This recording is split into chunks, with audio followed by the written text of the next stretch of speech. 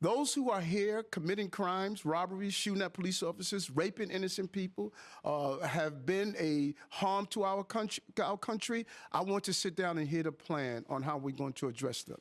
Those are the people I am talking about, and I would love to sit down with the board of czar and hear his thoughts on how we're going to address those who are harming our citizens. You're open to that?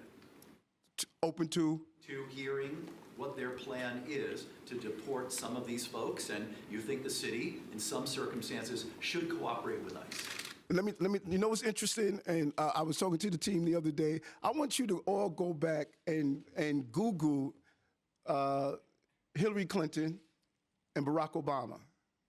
Google what they said about those who commit crimes in our city and what they said in our country. They said those who commit crimes need to get out right away. That was their position. So this is not a new position, because in the state of in the era of cancel culture, no one is afraid to be honest about the truth. Well, cancel me, because I'm going to protect the people.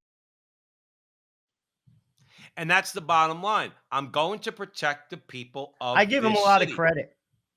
I do. He's already on their cancel hit list. No, but I just give him a lot of credit. That, you see, look what they did to Tulsi Gabbard. Tulsi Gabbard was given the gold. She was given the key, and she gave it back. I give him credit for that. Yeah. Got to give credit where credit's due. And basically, that's what listen, I don't represent the party. I represent the people. You voted for me.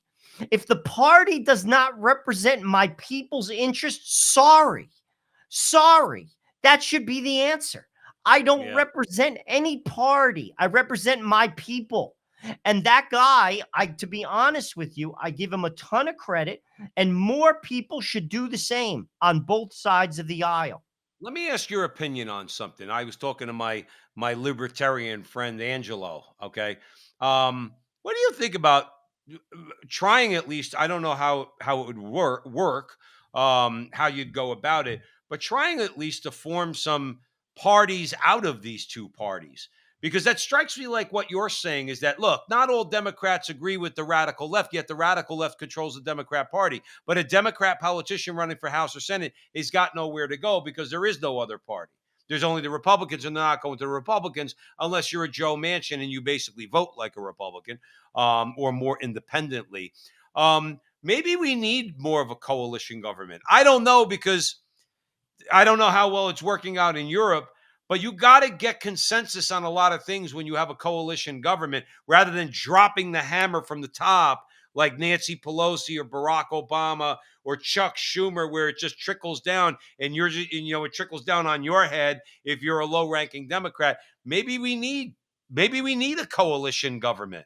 I think if you had politicians who were there for the right reasons, you would not have to worry about that. And I'll give you a case in point, Thomas Massie.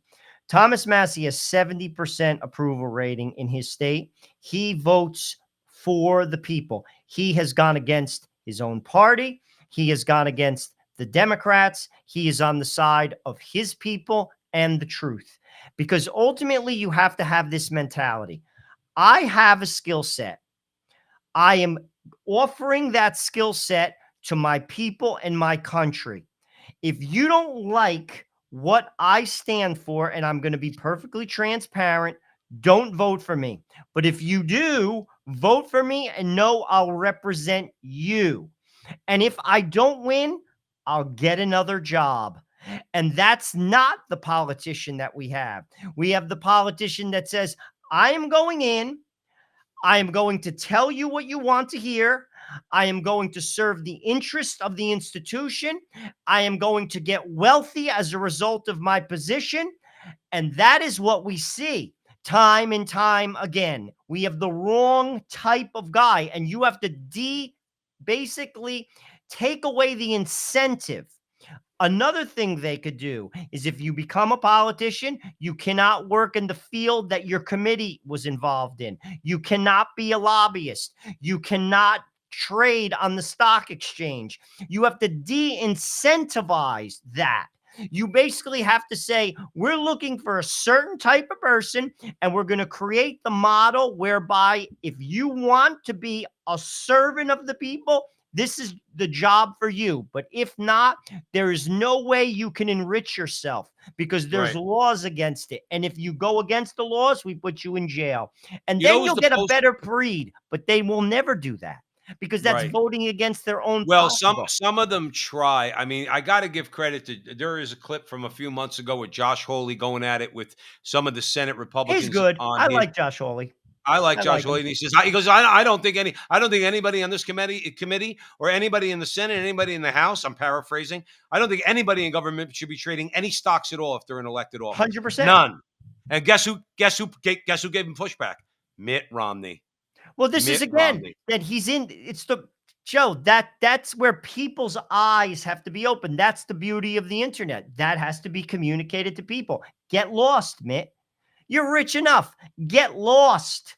Right. And Nobody. that is exactly like what we got to get a better breed of person. This is the best we got. They're like barnacles on a ship. They're parasites from friggin' McCain to what's his To face? Romney, to Romney McConnell. to friggin' McConnell to what's his face? Graham. Get lost. Right.